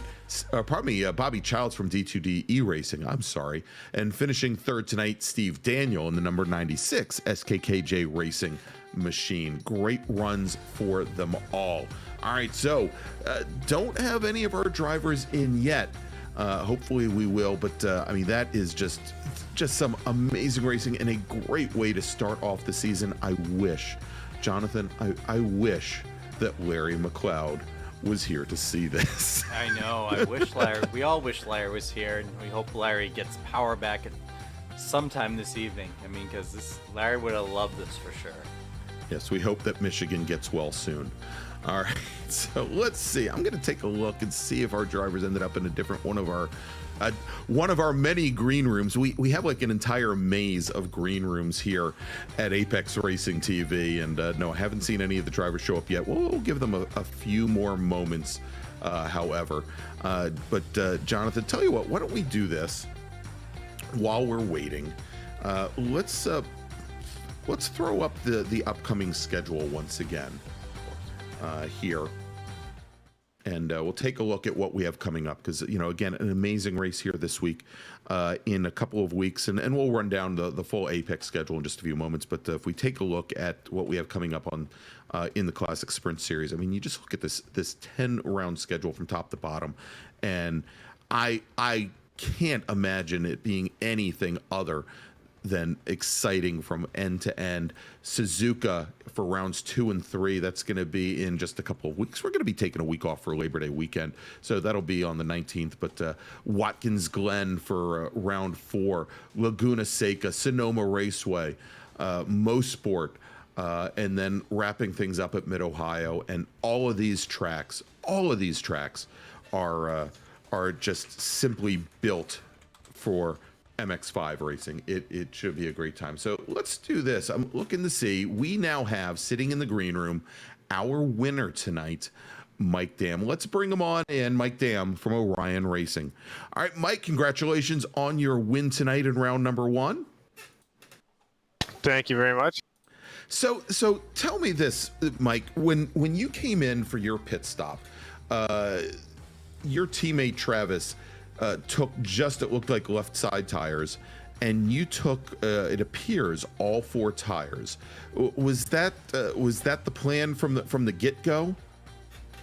I would say more of a adaptation, seeing as I pretty much led the whole first stint, so no fuel savvy for me. Yes. Not at all. Nothing. So, yeah, so at that point it was like 4 tires was pretty viable for me, because I was gonna have to take that extra fuel anyways. Yeah, exactly. You're gonna have to take the extra fuel, and so, but you know, it had I think a big advantage for Robert Hartley, for your teammate, because Hartley, who had worked his way, I think before the pit stops, had worked his way up to about 6th. He had a pretty large gap up to 5th position. And I think that taking the 2 tires, you know, allowed you to act as a bit of a bridge to bring him up into this battle that he may not have had if you had only taken just the left-hand tires, or taken just 2 tires instead of 4. So I think it ended up working out very well for the entire team, and it allowed all 3 of you to kind of muscle your way up to the lead. So tell me, so I guess the next question I have for you is, you know, as the laps were winding down, as it was you, it was Travis, it was Robert, and both Travis and Robert had issues coming out of 14, and it allowed John Allen to work his way up from 3rd up into 2nd, and all of a sudden you guys are going down into turn 1. I guess actually all 5 of you, if we include Chris Thorman in this, and then all of a sudden, you know, you're off in the grass driver's left, but somehow you're the only one for a while that's still rolling there. What was going through your head as pretty much all proverbial hell broke loose on you? Yeah, so my game plan with well, I guess after John had come out of the pits in a competitive position, my plan was to not let him buy me for like a full lap. So you saw maybe that one time he took a run on me, and I wanted it back right away. So that was kind of the idea, but I think, I don't know what lap it was, into Canada corner, I think, got really... Oh, it wasn't Canada, actually. It was before the carousel. Yeah. I really caught the inside curb, and it just... Oh, that was a moment there. But that allowed it to really bunch up, and the guys behind me kind of just had no other choice but to go. So, yeah, that resulted in the 3 wide. And honestly, at that point, I was like, you know, I'm going to back out. And I did. I backed out sort of on the outside going into turn 1, and just watched it unfold. I was gonna say, we saw you get on the brakes early, and I guess also, you know, as that was happening, you know, I mean, it was the best thing to do, as we saw Alan and Travis come down the inside, and you know, I mean, you had a little bit of contact there, you know, as a result of the 2 other cars getting together. But again, you were able to keep rolling, and I think also Robert, who was somewhat behind the incident as well, was able to. I mean, he got caught up with it as did Chris, and Chris went for a pretty wild ride. Along with John, but you know, in the end, the 2 of you were able to power through, and it really came out to be a great battle at the end. You guys were side by side coming up out of Bill Mitchell on the very last lap, and as you all were side by side, coming through 14 onto the front straight. Did you finally think then that, perhaps if, you were nose up coming out of 14 and Robert wasn't able to draft off of you, that it might be an easier run to the checker than perhaps you had imagined a couple corners earlier? Honestly, yeah. It was actually fortunate for it to just be me and Rob at the end. Earlier, I guess it was harder to see winning the race with three hungry guys behind you. Yeah. But yeah, the goal was to stay side by side through the last few corners, just to kind of take draft out of play and leave it to corner exit. Yeah, exactly. And it was the perfect play, and it was a great finish. Mike Dam, congratulations on tonight's win here at Road America. Anybody you'd like to thank? Yeah, all the guys at Orion Sim Racing Cockpit, Frank at Ricmotech for sponsoring us, Chris Thorman at Proforma Elite Texas Graphics, and you guys for broadcasting. Thank you. Excellent. Well, thank you so much, Mike, and can't wait to see you for round numbers 2 and 3 at Suzuka. Everybody, that's Mike Dam from Orion Racing, our winner tonight at Road America in round number 1. And so now let's bring in our winner in the AM category, driver of the number 97 Craney Customs machine, Jeff Cranston. Welcome to the commentary booth, Jeff. How are you doing this evening? Doing well. Great to be talking with you, Greg. Excellent, and I'm sure doing well after taking a win, and a commanding win, almost 10 seconds over Bobby Childs. And so you ended up finishing I think 7th overall, and I'll tell you, you had an amazing view of what turned out to be, I think what ended up that battle for the last step on the podium.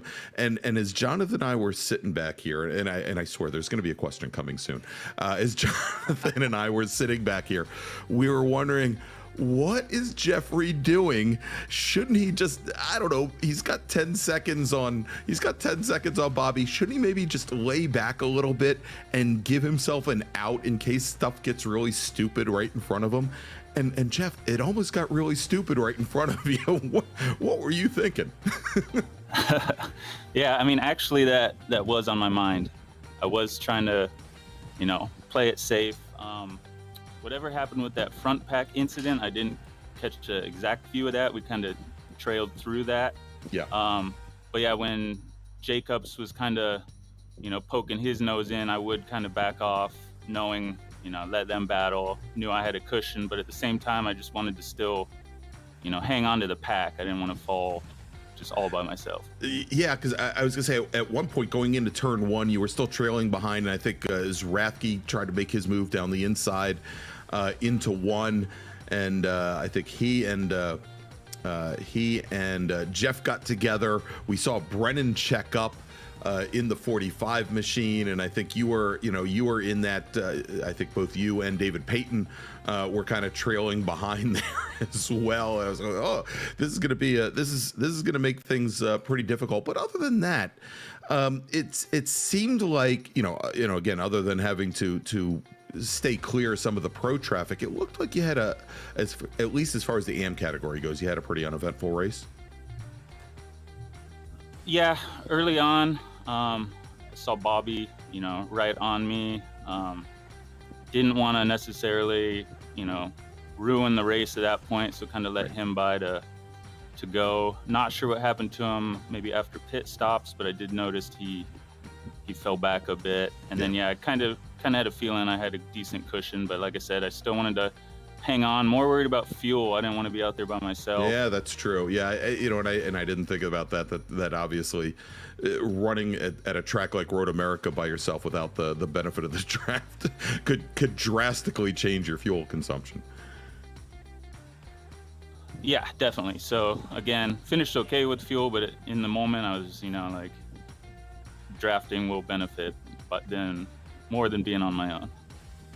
All right. Well, Jeff, congratulations on your win in round number 1 here in the Classic Sprint Series. Anybody you'd like to thank? Just Cranny Customs here. Little privateer team, holding strong, doing our best. And you guys in the broadcast booth, of course, and Kevin, Jeff, all the Extreme Motorsports League here. Excellent. Thank you so much. All right, everybody. That is Jeffrey Cranston from Craney Customs, driver of the number 97 machine. He was your winner tonight at Road America in our AM category, and hopefully a sign of things to come over our new season. Thanks so much for joining us, Jeff. Thank you, guys.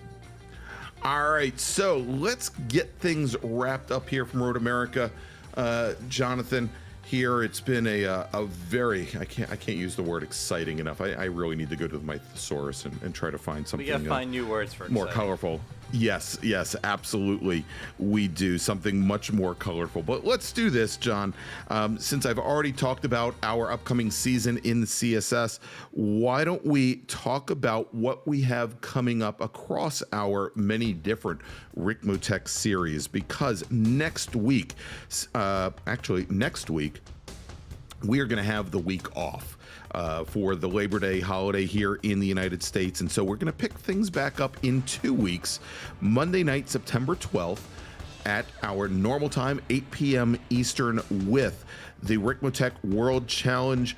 Our GT3 drivers and TCR drivers are going to descend upon the islands of Japan and Fuji Speedway for a 75-minute run to the checker. And then in 3 weeks, the Classic Sprint Series returns.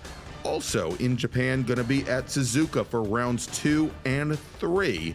You don't want to miss it. And then, of course, our sports car series, our GT4 and TCR racers, we're going to return in January. Date to be determined, location to be determined as well. But please, keep us in mind. And I might also add, if you like the action that you saw here tonight in the Classic Sprint Series, we are still accepting applications, and we will be up until the end of round 3, actually up until just before round 4 starts. If you go to xmsracing.com/CSS series, you'll be able to fill out the form and sign up for the event. So for everybody here at Apex Racing TV, for myself, for Larry Lefty McLeod, for the state of Michigan, and for Jonathan Grabowski, thank you so much for joining us, and we'll see you in 2 weeks from everybody. Ricmotech, high-performance sim racing equipment. There's only one place to go, ricmotech.com.